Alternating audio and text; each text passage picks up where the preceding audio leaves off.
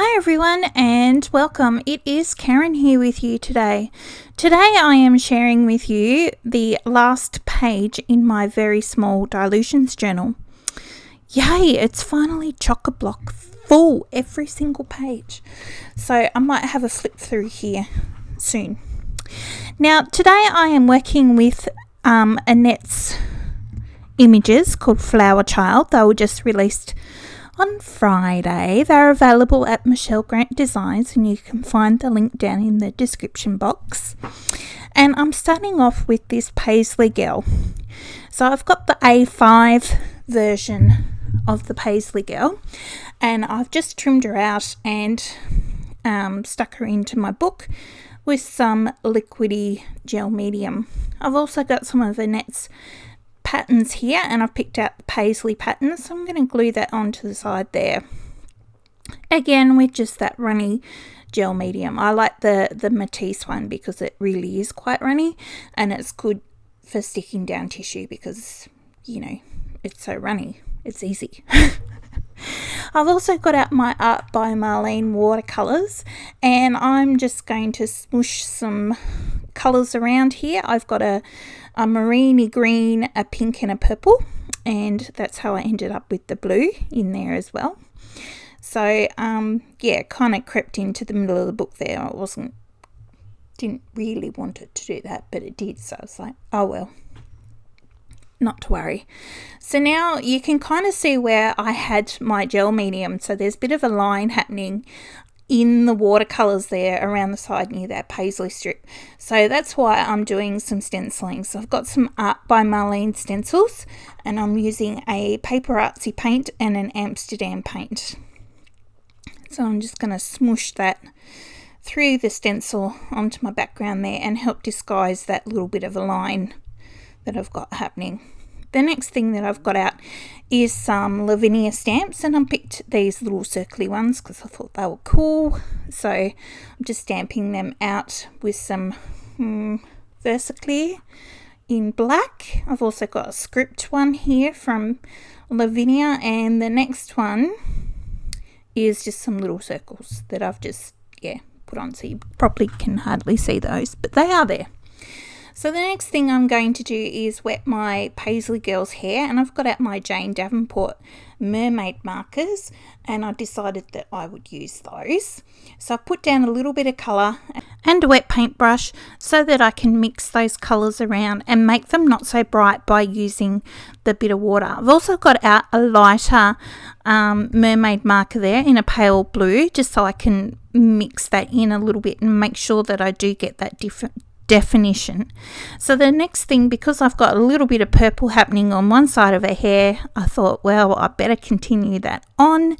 So I've grabbed out the pink in the mermaid marker and I'm just going to spread some of that colour around as well. Oops, that was a little bit too much there in that corner, but anyway, all good. So now that I've got that on there and dry, I'm just going to go around the outside with my Stabilo oil pencil. And I'm just using a wet paintbrush to help drag some of that black shadow out onto my page, just so it doesn't look so, you know, one bit shadow and the other bit not. The next I'm going to do is add some white paint into her hair, just with a bit of the white paint that I've got left over here. And by using the white paint, instead of just going over it with the paint pen, we'll actually make it more white than if I was to use just the paint pen. So I'm going to go over it again. So here I am with the paint pen. Yeah, so it's like a two-coat thing, but it makes it more opaque is what I was trying to go for. That's the word. And I'm also just tidying up my messy paintbrushing marks with the pen also. I'm just going to doodle around in some of those lines that Annette has got in her hair there, which I think looks really cool. Now I've got out a hot pink one, and I'm going to colour in some of the other little details that are in her hair just with this. I think they're little circles, so that looks pretty cool. And now I've picked out a paler pink. This one's actually a Life of Colour pen. Excuse me, and I'm just going around some of the other marks in there just to help break up some of the darkness. There we go. A little bit of black on the checkerboard parts because that looks really cool, as in just that little bit of a pop. A little bit around there where it was a bit messy. There we go. That looks a little bit better, a little bit tidier. And there's some more checkers happening up there. And next, what am I doing next? I've grabbed out another rollerball pen just so I can reinforce the black lines where I painted over with the white and the pale pink, because it kind of got a little bit lost and looked a bit funny. So I'm just going to reinforce those black lines. And this is kind of where I found out that my black pen was actually empty, so I had to grab another one. So yeah, there we go. That's looking a bit better. So you can see those lines, definition marks in there a bit better. I'm just going to go around some of these circles here as well. That looks cool. Bit more white pen. See, I don't really have a plan when I'm doing this. I'm just thinking, oh yeah, that'll look cool. That'll look cool. Let's do that next. Let's do that next. So now I've got out my Intense pencil so I can do some more details. Well, I haven't done any details on her face yet. So I've got out some, the pencils to add some colour into her eyes and her lips. And I kind of mucked up her lips a little bit. So she's looking like she's got a bit of a pout there. I've added some white into her eyes and then reinforced the black lines around the eyes with the black rollerball pen as well. And I'm going to give her some lovely blue eyeshadow. That was just a tad too much, so I've knocked that back a little bit.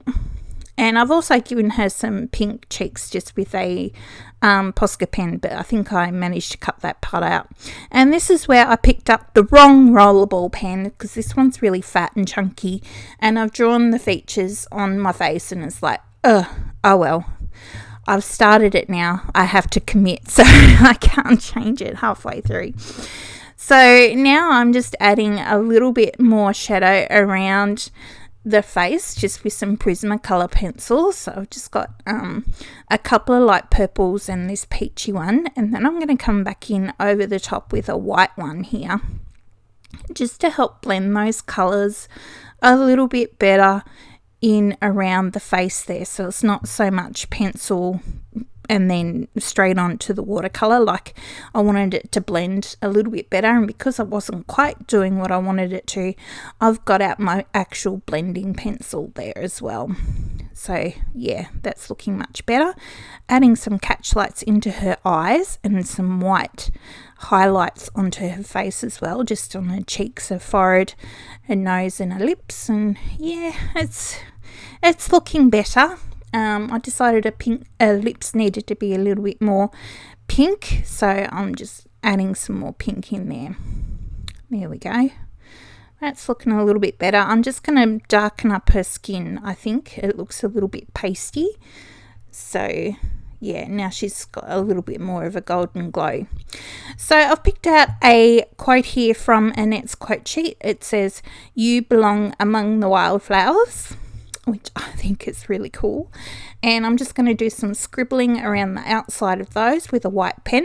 And while that's drying, I do a little bit of mark making with a turquoise Posca pen, and then I've got that dark hot pink pen again just to add a few little more marks into my background so it kind of ties in with her hair.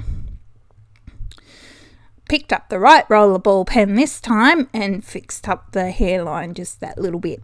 The last thing I'm going to do is add in some they're gold splats this time. And that's it. That's my page. So I really hope you have liked my adventures with Annette's Flower Child pack. This is just one of the images in the pack. There's so many more.